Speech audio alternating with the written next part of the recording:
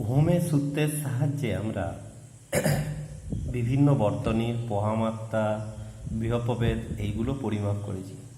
কিন্তু যদি বর্তনী খুব জটিল হয়, অর্থাৎ যদি প্রচুর শাখা প্রশাখা থাকে, সেরকম বর্তনী অর্থাৎ জালের আকারে ছড়িয়ে থাকা বর্তনীর ক্ষেত্রে ওহমের সূত্র প্রয়োগ করে পোহামাত্রা ও বিভবপ্রভেদ নির্ণয় করার ক্ষেত্রে সমস্যা সৃষ্টি হয়। সেই জন্য এরকম জটিল বর্তনীর ক্ষেত্রে ভোল্টেজ ও পোহামাত্রা নির্ণয়ের জন্য বিজ্ঞানী কারশফ দুটো সূত্র দিয়েছিলেন। সেই সূত্রগুলি কারশফের সূত্র নামে প্রযোজ্য। এবং এর মধ্যে প্রথম যে সূত্রটা, সেখানে তিনি কারশফ বর্তনীর পোহামাত্রা ও বিভবপ্রভেদ পরিমাপের ক্ষেত্রে তিনি বর্তনীর ওই যেখান থেকে একাধিক শাখা প্রশাখা বেরিয়ে আসছে সেই অংশগুলো অর্থাৎ মেরু অর্থাৎ জাংশনগুলোকে তিনি আগে নির্দেশ করেছিলেন এবং সেখানে সেই জাংশন থেকে যে বিভিন্ন দিকে পোহামাত্রা যাচ্ছে সেই পোহামাত্রা নিয়ে তিনি আলোচনা করেছিলেন। তিনি বলেছিলেন, সেখানে দেখ এই ছবি অনুযায়ী দেখতে পাচ্ছিস, তার এখানে একটা I1, I2, I3, I4, দেখ চারটে প্রবাহ আছে দেখতে পাচ্ছিস। তার মধ্যে দেখ এই জাংশন পয়েন্ট বা নোডাল পয়েন্টে সেখানে I1 প্রবাহ আর I4 প্রবাহ দেখ প্রবেশ করছে এখানে, আর বেরিয়ে যাচ্ছে কত I2 প্লাস I3, I2 এবং I3 প্রবাহ কী হচ্ছে না এই জাংশন পয়েন্ট থেকে কী হচ্ছে বেরিয়ে যাচ্ছে। বুঝতে পেরেছিস? তাহলে সেখানে যেটা অন্তর্মুখী কারেন্ট অর্থাৎ যেটা প্রবেশ করছে সেটাকে যদি প্লাস ধরি, তাহলে যেটা বেরিয়ে যাচ্ছে অর্থাৎ বহির্মুখী কারেন্ট সেটাকে কী ধরতে হবে তাহলে মাইনাস। অর্থাৎ দেখ অন্তর্মুখী মানে I1 I4কে প্লাস ধরলে I2 আর I3 কী হবে সেটা মাইনাস হবে। তাহলে এই যে পয়েন্টে দেখ, এই পয়েন্টের ক্ষেত্রে মোট কারেন্ট তাহলে কত হচ্ছে I1 minus I2 minus I3 plus I4। কারশফ বললেন এইটা সমান হবে 0, অর্থাৎ বর্তনীর কোনো সংযোগ বিন্দু অর্থাৎ মেরুতে, বুঝতে পেরেছিস, বর্তনীর যে কোনো বিন্দুতে মিলিত প্রবাহগুলির মধ্য দিয়ে তড়িৎ প্রবাহ সমূহের বীজগাণিতিক যোগফল 0 হয়। বুঝতে পেরেছিস? তাহলে অর্থাৎ এই যে এখানে যেহেতু একটা জাংশন পয়েন্ট বা মেরু নিয়ে আলোচনা করা হচ্ছে, এই জন্য তাকে মেরু বিশ্লেষণ বলা হয়। প্রকৃতপক্ষে এটা কিন্তু সূত্রটা নতুন কিছু নয়, এটা হচ্ছে আধানের সংরক্ষণ সূত্র। দেখ যদি টি দিয়ে গুণ করে দিস তাহলে কি হবে I1t minus I2t minus I3t plus I4t equal to 0। তাহলে I1t Q1 minus Q2 minus Q3 minus Q4 সমান 0। দেখ এখানে কত এই পথে আর এই পথে কি হচ্ছে আধান প্রবেশ করছে, মানে Q1 আর Q4 আধান আসছে আর বেরিয়ে যাচ্ছে কত Q2 প্লাস Q3। তাহলে অ্যাকচুয়ালি কি হচ্ছে কোনো আধান কিন্তু এই জায়গায় জমা থাকছে না। তাহলে বর্তনীর কোনো বিন্দুতে তো আধান জমা থাকে না, যা ঢুকে তাই বেরিয়ে যায়। তাহলে অর্থাৎ কি হলো এটা আধানের সংরক্ষণ সূত্র। তাহলে কারশফের প্রথম সূত্রটা হলো তড়িৎ আধানের সংরক্ষণ সূত্র। বুঝতে পেরেছিস? এবার দ্বিতীয় সূত্র কি? তাহলে কারশফের প্রথম সূত্রকে ওই জন্য প্রবাহমাত্রা সূত্র, কারশফ কারেন্ট ল, KCL, সংক্ষেপে KCL বলা হয়ে থাকে। বুঝতে পেরেছিস? এবার যে দ্বিতীয় যে সূত্র কারশফের সেটা ভোল্টেজ সংক্রান্ত, সেই জন্য এটাকে কারশফ ভোল্টেজ ল বা KVL বলা হয়। তাহলে এই কারশফ ভোল্টেজ ল বলার আগে আমি একটা বর্তনী আঁকছি। তাহলে ধর দুটো তড়িৎ কোষ আছে সাপোজ। তাহলে তড়িৎ কোষের একটা আভ্যন্তরীণ রোধ আছে, তাহলে এটা ধর তড়িৎ চালক বল E1, আভ্যন্তরীণ রোধ ধর R1, এবং আর একটা তড়িৎ কোষ যেটার তড়িৎ চালক বল E2 এবং আভ্যন্তরীণ রোধ R2 ধর। ঠিক আছে? তাহলে এই দুটো কোষকে আর একটা বহির্বর্তনীতে আর রোধের মধ্য দিয়ে সঙ্গে যোগ করা হলো। বুঝতে পেরেছিস? তাহলে দেখ এটা লুপ তৈরি হয়েছে, কটা লুপ তৈরি হয়েছে। তাহলে এখানে এই যে কটা লুপ তৈরি হয়েছে দেখ, এইটা একটা লুপ হবে, এইটা একটা লুপ হবে, আবার এই পথটা ধরলে লুপ হবে। আচ্ছা আমি এই সুবিধার্থে এইগুলো পয়েন্টগুলোর নাম দিয়ে দিচ্ছি, ধর এ, এটা ধর বি, এই পয়েন্টের নামে ধর সি দিচ্ছি, এটা ধর ডি, আর এটা ধর আমি ই দিচ্ছি, সাপোজ এটাকে ই দিলাম। আচ্ছা ই দিচ্ছি না, আমি এফ দিচ্ছি এই পয়েন্টটা, ঠিক আছে, এফ দিলাম। তাহলে এ অনুযায়ী দেখ এখানে যে ঘটনা ঘটবে দেখ, তাহলে কারশফ কি বলছে, তাহলে ধর আমি এই লুপটার ক্ষেত্রেই ধরছি, এই লুপটা যদি ধরি, তাহলে এই লুপটাতে দেখ বিভব পতন কি কি হচ্ছে। তাহলে আমি যদি এইটা দিয়ে প্রবাহমাত্রা ধরি I1, এইটা দিয়ে যদি I2 ধরি, তাহলে এখানে মোট প্রবাহমাত্রা কত I, এটা সমান কত হবে I1 প্লাস কত I2। এই যেখানে মেরু বিশ্লেষণ করলে কি হবে, এই পয়েন্টের মোট প্রবাহমাত্রা কত হচ্ছে, অন্তর্মুখী হচ্ছে I1 আর I2, আর বহির্মুখী কত I, তার মানে I সমান কি হবে, I সমান হবে I1 প্লাস কত I2। বুঝতে পেরেছিস? তাহলে এখানে আমরা এই এক একটা লুপ নিয়ে বিশ্লেষণ করব, এই জন্য এটাকে জালিকা বিশ্লেষণ বা লুপ বিশ্লেষণও বলা হয়ে থাকে। এখানে তাহলে কারশফের ভোল্টেজ লটা কি না, কোনো একটি বদ্ধ লুপের প্রতিটি রোধ ও সংশ্লিষ্ট প্রবাহমাত্রা সমূহের গুণফল, কোনো একটি রোধ ও সংশ্লিষ্ট প্রবাহমাত্রার গুণফল সমূহের সমষ্টি। মানে এটার রোধ কত R1 এবং এটার প্রবাহমাত্রা কত I1, তাহলে গুণফলটা কত I1 R1। আবার এইটার কত, এটার প্রবাহমাত্রা কত I2, আর রোধ কত R2, তাহলে কত হবে সেটা I2 R2। তাহলে বীজগাণিতিক যোগফল বলা হচ্ছে। তাহলে দেখ এইটার এখানে দেখছিস প্রবাহমাত্রা ছিল এই দিকে I1টা, তাহলে যখনই আমি কিন্তু এইটা যদি এটাকে পজিটিভ ধরিস, I1 R1টাকে পজিটিভ ধরিস, তাহলে এইটা কোন দিকে হচ্ছে, প্রবাহমাত্রাটা আছে এই দিকে, তার মানে বিভব পতনটা কোন দিকে, এই দিক থেকে এই দিকে। তাহলে এইটার সাপেক্ষে এটার বিভব পতন কি হচ্ছে, উল্টো দিকে। তাহলে এটা কি হবে মাইনাস, এখানে বিভব পতনটা কি হবে তাহলে মাইনাস I2 R2। তাহলে প্রতিটি রোধ ও সংশ্লিষ্ট প্রবাহমাত্রা সমূহের বীজগাণিতিক যোগফল কত হলো, তাহলে I1 R1 মাইনাস কত I2 R2। এইটা সমান হবে ওই লুপের তড়িৎচালক বল সমূহের বীজগাণিতিক সমষ্টির সাথে সমান। বুঝতে পেরেছিস, এই লুপের তড়িৎচালক বল সমূহের বীজগাণিতিক সমষ্টির সাথে সমান। তাহলে এখানে দেখ, এখানে আছে E1 আর এখানে আছে E2, তাহলে E1 প্লাস E2 হবে না E1 মাইনাস E2 হবে, এটা নির্ভর করবে কার উপর না। দেখ এই E1টা প্রবাহ পাঠাচ্ছে কোন দিকে, I1 এর দিকে, E1টা পজিটিভ তড়িৎ দিকে, তাহলে E1 এর পজিটিভ তড়িৎদ্বার I1 এর দিকেই তো প্রবাহ পাঠাচ্ছে। তাহলে অর্থাৎ E1টাকে আমি কি ধরবো, যেহেতু এই দিকেই হচ্ছে এটা কি পজিটিভ, কিন্তু I1 এর সাপেক্ষে এখানে দেখ I1 এই দিকে হয়ে এই দিকে হওয়ার কথা তো, কিন্তু I2 আছে কোন দিকে, উল্টো দিকে। তাহলে I1 এর সাপেক্ষে এটা কি হবে, এটা উল্টো আছে, তার মানে এটা তড়িৎচালক বল কি ধরতে হবে, মাইনাস ধরতে হবে, অর্থাৎ এটা সমান হবে E1 মাইনাস কত E2। বুঝতে পেরেছিস? এটাই হলো কারশফের দ্বিতীয় সূত্রের যে ব্যাখ্যাটা। তার মানে আমি কি বলতে পারবো, যে বর্তনীর যে কোনো বদ্ধ লুপের ক্ষেত্রে প্রতিটি রোধ ও সংশ্লিষ্ট প্রবাহের গুণফলগুলির বীজগাণিতিক সমষ্টি ওই লুপের তড়িৎচালক বলগুলির বীজগাণিতিক সমষ্টির সাথে কি হবে, সমান হবে। বুঝতে পেরেছিস? তাহলে এখান থেকে এটা পেলি। আবার এবারে যে কোনো একটা লুপ ধরলে, এই যে এখানে এই পথটা ধর এ সি, এটা আমি লুপটা কি ধরেছিলাম কোন লুপের জন্য, তোর হচ্ছে AC-BA লুপে, AC-BA লুপে এটা। এবারে যদি ধর তুই AC-BF এই লুপটা ধরিস, মানে এই লুপটা, সেই ক্ষেত্রে কি হবে AC-BF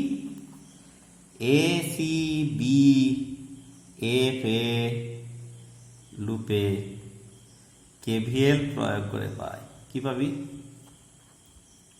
কি পাওয়া যায় বল দেখ। তাহলে I1 R1 plus IR equal to কি হবে E1। এই যে লুপের জন্য, এই লুপে তো তড়িৎচালক বল একটাই আছে, একটাই কোষ আছে এই পথে তো, আর I1 যেদিকে আছে আইটাও সেই দিকে আছে, তাই জন্য প্লাস হয়েছে এটা। তার মানে I1R1 plus I1 plus I2 into R equal to কত E1। তাহলে দেখ এই উপরের এই সমীকরণ 1 নম্বর আর এই 2 নম্বর সমীকরণ দুটো সমাধান করে আমরা কিন্তু ওই পোয়া মাত্রাগুলো বের করতে পারো খুব সহজেই, বুঝতে পেরেছিস? তাহলে এই ওহমের সূত্রতে যে মানে কারচপের সূত্র, তাহলে কি হলো, আমরা যে কোনো জটিল বর্তনীর বিশ্লেষণ করতে পারি, বুঝতে পেরেছিস?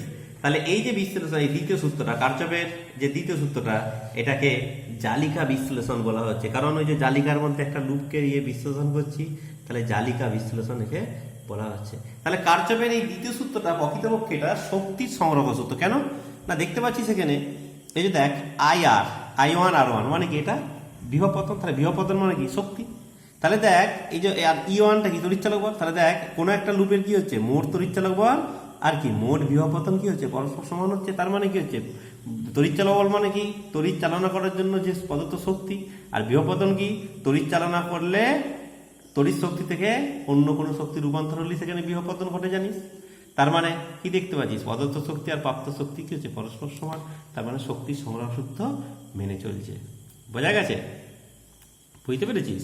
তাহলে এই সূত্র প্রয়োগ করে আমরা খুব সহজেই বিভিন্ন জটিল বর্তনীর সংক্রান্ত সমস্যার সমাধান করতে পারি। তাহলে একটা উদাহরণ আমি দিচ্ছি, যে ধর একটা ঘনক আছে, ধর ঘনকের কটা বাহু জানিস, 6টা বাহু। তাহলে একটা পরিবাহী তার দিয়ে ধর ঘনক করেছিস সাপোজ, তাহলে এই 6টা বাহুরই রোধ কি হবে, যেহেতু ঘনক সমান দৈর্ঘ্যের পরিবাহী, একই পরিবাহী দিয়ে তৈরি করা, মানে এই 6টা বাহুর রোধ কি হবে, একই হবে। তাহলে আমি এই ছবিটা একটু আঁকছি আগে।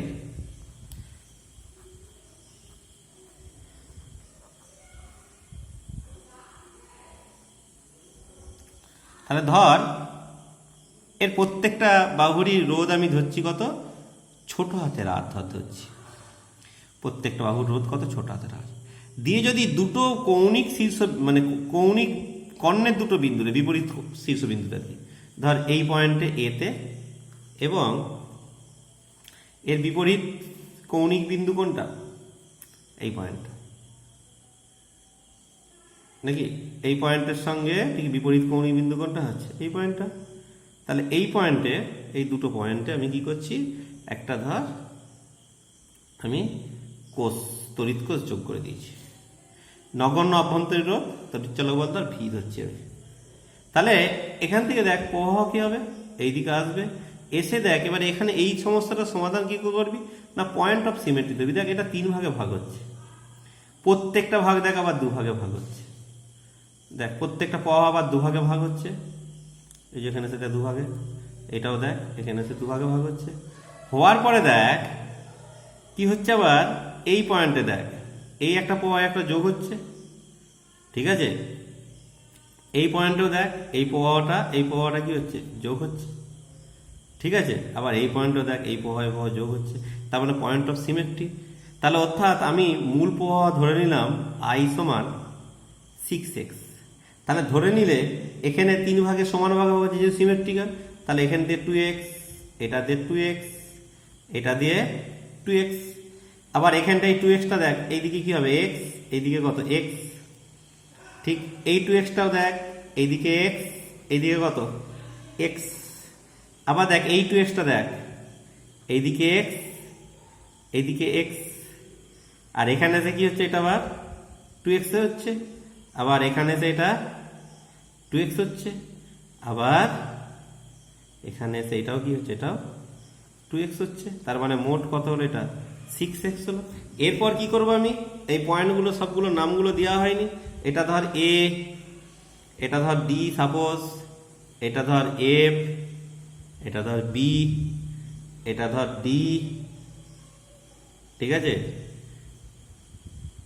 এটা ধর d দিলাম, ঠিক আছে, এটা ধর c দিচ্ছি, এটা ধর g h, বোঝা গেছে?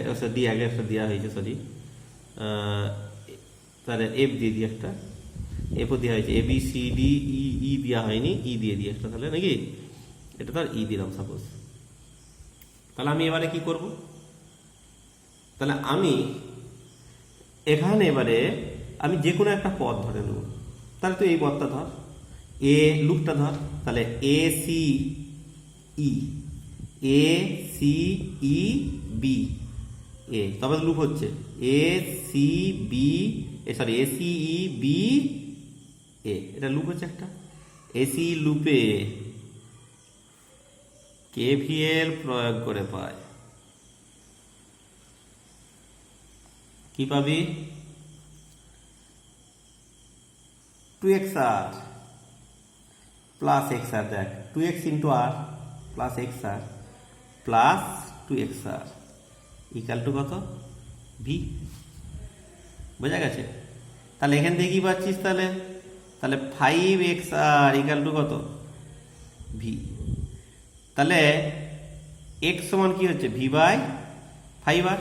তাহলে অতএব i সমান কি জানিস, i সমান জানিস 6x, সমান কি হবে 6 এর 5 ভি বাই আর।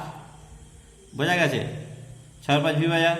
তাহলে আবার তাহলে অতএব তুল্য রোধ 8 সমান কি হবে, ভি বাই আই।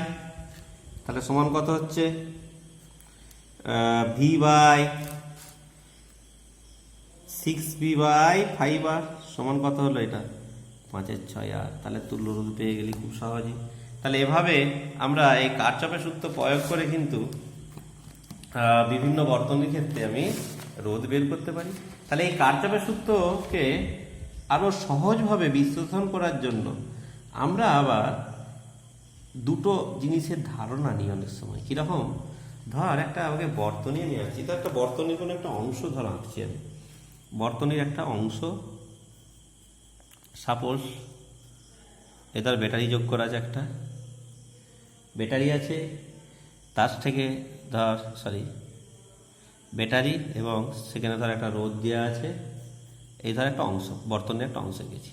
তাহলে এই পয়েন্টটা বিশ্লেষণ করার জন্য এখানে ধর এ, সাপোজ এটা এ পয়েন্ট ধরলাম আমি সুবিধের জন্য, এ পয়েন্ট, এটা ধর বি, এটা ধর C point, A B C তিনটে পয়েন্ট ধর ধরেছি। এটা ধর 10 ওহমের একটা রোধ, ঠিক আছে, এটা ধর একটা 10 ওহমের রোধ, আর এটা ধর একটা 5 ভোল্টের ব্যাটারি।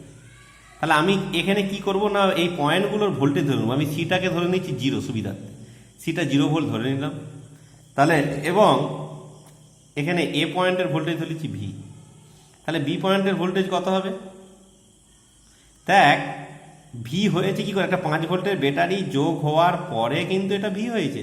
তার মানে এই পয়েন্টের ভোল্টেজ কত হবে, ভি মাইনাস 5, ওই পয়েন্টের ভোল্টেজ হবে তোর তাহলে কত, ভি মাইনাস 5। কি বলছি, বুঝতে পেরেছিস? তাহলে আমি এখানে কি পাবো, তাহলে আই সমান কি হবে, তাহলে প্রবাহমাত্রা আই সমান, এই রোধের মধ্যে প্রবাহমাত্রা আই সমান কি হবে, ভিবি, বি পয়েন্টের ভোল্টেজ মানে ভি মাইনাস 5 মাইনাস কত, সি পয়েন্টের ভোল্টেজ 0 বাই কত, 10। বোঝা গেছে? এভাবে আমরা পয়েন্ট ভোল্টেজ দিয়ে কিন্তু বিশ্লেষণ করতে পারি। বুঝতে পেরেছিস? এটা একটা কেস গেল, এই যে তোর হচ্ছে বর্তনীর একটা অংশ ধরে।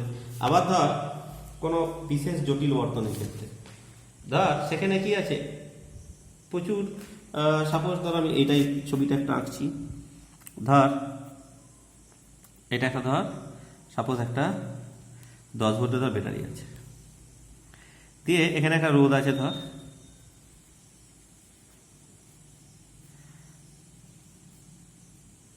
একদম নিউমেরিক্যাল ডাটা দিয়ে বোঝানোর চেষ্টা করছি, তো দিকে সুবিধা হবে। তাহলে ধর এটা 10 ভোল্টের ব্যাটারি, এটা ধর 5 ওহম রোধ একটা, এটা ধর 2 ওহম রোধ একটা, এটা ধর 3 ওহম রোধ, এটা ধর 1 ওহম রোধ, এটা ধর 6 ওহম রোধ, এটা ধরছে আমি 4 ওহম রোধ। এই একটা বর্তনী আমি এঁকেছি। তাহলে এই বর্তনীতে তাহলে হিসেব মতো তাহলে তুই এখানে একটা I1 প্রবাহ ধরবি, ধরে এটা দুভাগ হচ্ছে, এটা আই ধরলি প্রবাহ, তাহলে এখানে দুভাগ I1 I2 ধরলি, ধরে এরকম করেছিস আগে। কিন্তু আমি তাহলে এই বর্তনীর প্রবাহটাকে আমি ধরছি, এই লুপের প্রবাহটা I1 এবং এই লুপের প্রবাহ ধরে নিচ্ছি আমি I2, মানে এই লুপের প্রবাহটা এই দিক থেকে হয়ে আমি ধরছি এই I1 প্রবাহটা এই 5 ওহম রোধের মধ্য দিয়ে যে এই 3 ওহম রোধের মধ্য দিয়ে যে এই 2 ওহম রোধের মধ্য দিয়ে এখানে ফিরে আসছে, ধরছি আমি, বুঝতে পেরেছিস? আর I2 প্রবাহটা কি ধরছি আমি, না এই লুপের প্রবাহ ধরছি। তাহলে এই 3 ওহম রোধের মধ্যে দিয়ে I2 উপর দিকে 1 ওহমের I2, 6 ওহমের I2 হয়ে 4 ওহম হয়ে এইভাবে প্রবাহিত চলেছি। তাহলে হিসেব মতো কি দেখতে পাচ্ছিস, 3 ওহম রোধটা হচ্ছে কমন রাস্তা দুটো প্রবাহের জন্য, এর জন্য এর জন্য। তাহলে এক্ষেত্রে যখন আমি এই পয়েন্টগুলো নাম দিয়ে দিচ্ছি A B C D F ধরছি আমি, তাহলে এক্ষেত্রে যখন আমি একটা লুপ বিশ্লেষণ করব, ধর তাহলে এ বি এফ জি এ লুপে কেভিএল প্রয়োগ করে পাই, কি পাবি না 5I1 প্লাস 3 ইন্টু I1টা দেখ নিচের দিকে, কিন্তু এইটা তো আর একটা প্রবাহ যাচ্ছে কোন দিকে, কত I2 উপর দিকে, তার মানে 3 ওহম রোধের মধ্যে কার্যকর প্রবাহ মাত্রা কত I1 মাইনাস I2, কারণ I1 নিচের দিকে আর I2 কোন দিকে আছে, উপর দিকে, I1 minus I2 plus 2I1 সমান কি হবে তাহলে 10, বোঝা গেছে? তার মানে বা কি পেলি তুই, 5 3 8 10I1 মাইনাস 3, একটু স্টেপ জাম্প করে দিলাম, সমান কত হলো 10, এটা 1 নম্বর সমীকরণ দিলি। এবার দেখ এই যে লুপটা BC BC D F B লুপে কেভিএল প্রয়োগ করে পাই, কি পাবি 3, দেখ উপর দিকে I2 নিচের দিকে কত I1, তাহলে 3I2 minus I1 plus 1 into কত I2 plus 6I2 plus 4I2 equal to, দেখ এই তো 4 ওহম রোধে I2 প্রবাহিত হয়েছে, এই লুপে তো কোনো তড়িৎচালক বল নেই, তাহলে এটা সমান কি হবে 0। তাহলে বা এখান থেকে দেখ 3I2 minus 3I1 plus I2